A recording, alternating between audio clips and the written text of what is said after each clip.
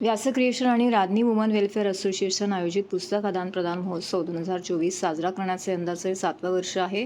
पुस्तक वाचन करणे, त्याची गोडी लागणे, पुस्तकांवरती प्रेम जडणे हे एक विलोभनीय वास्तव्य आहे आणि हे प्रत्येक सुजाण व्यक्तीच्या नशिबी असावे, म्हणून व्यास क्रिएशन दरवर्षी पुस्तक आदान-प्रदान महोत्सव आयोजित करतो. तुम्ही वाचलेली पुस्तके देऊन दुसरी उपलब्ध असलेली पुस्तके, न वाचलेली पुस्तके घ्यावी, असाच असतो हा पुस्तक मेळावा. तसेच या आदान-प्रदान महोत्सवानिमित्ताने एक दक्षता पर्यावरणाबद्दल जागरूकता असावी हे अध्यारूत केले जाते. पुस्तके वाचा, झाडे जगवा हा संदेश दिला जात आहे. व्यास पब्लिकेशनची ही अशी धारणा आहे. त्याचबरोबर सकाळच्या सत्रामध्ये वेद अकॅडमीतर्फे पुस्तकांचं अभिवाचन केलं. राधनी सभासद संगीत कराओके सादर करतील. तर सायंकाळी 4च्या सत्रामध्ये प्रमुख पाहुणे डॉक्टर श्रीधर ठाकूर, डॉक्टर सोमन नवलकर, एकनाथ आव्हाड आणि रेखा मॅडम यांच्या उपस्थितीमध्ये प्राचार्य अशोक भावगे यांच्या बालकट्टा, जीर्ण पाचोळ्याचा आक्रोश आणि करुणेची नीलभुलाई या 3 कविता संग्रहाचा, तसेच चारुशीला भामरे लिखित सफर समुद्राची आणि महाराष्ट्रातील लोककथा आणि संध्या सामंत सावंत यांचे जंगलातील चोरी या पुस्तकांचे प्रकाशन मान्यवरांच्या हस्ते संपन्न झाले.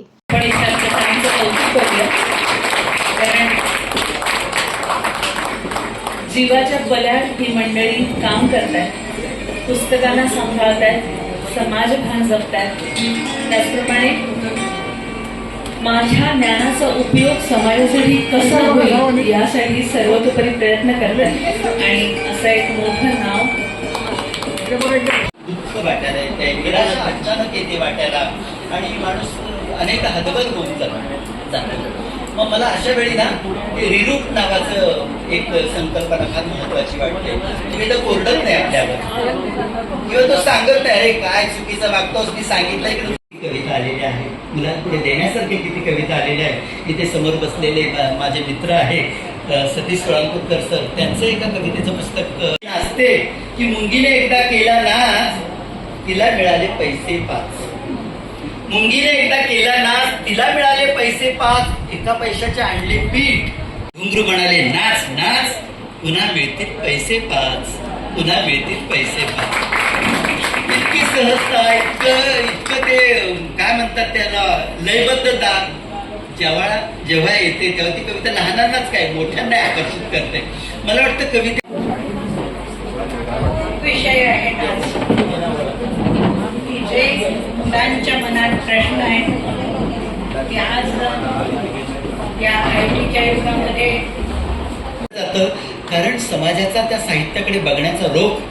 आपण वर्तमानपत्र रविवारचं उघडा, 4 प्रौढ साहित्याच्या पुस्तकांची परीक्षण असतील, पण बाल साहित्याला एखादा छोटासा कोपरा, छोटंसं काहीतरी चौकट दिलेली असते. तर असं का होतंय याचं उत्तर तुम्ही आम्ही शोधलं पाहिजे. जेव्हा आपण महिन्याचं किराणाचं बिल तयार करतो की दुधाचे एवढे पैसे, लाईट बिलचे एवढे पैसे, मला वाटतं त्याच्यामध्ये तुम्ही पुस्तकासाठी सुद्धा छोटी ठेवली पाहिजे.